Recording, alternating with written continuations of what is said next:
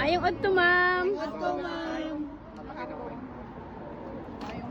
So ma'am, was PRRD in a better mood today than yesterday? Yes, yes. Today was a very good day and a very productive visit. So I'm happy that we discussed so many things because I was with my son. So we discussed about sports, we discussed about education, we discussed about scholarships and who should benefit from scholarships. And then we discussed about girlfriends. Then he will,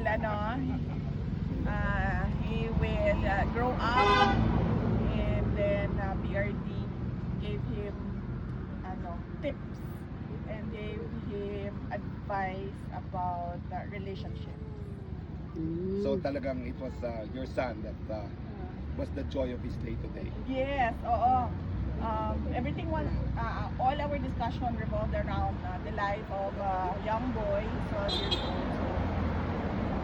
old. And then he was visibly pleased when he saw his grandchild because he's tall already. The last time he saw him was not that tall. He's 5'5" now at 12 years old. Wow. That made him pleasantly surprised and pleasantly, surprised. Sa politika po, usapan. Politics, wala. Let me remember, wala naman.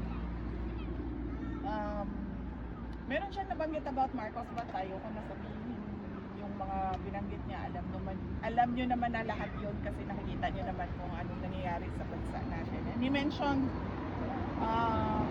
drugs as well in the current state of our country in terms of drugs.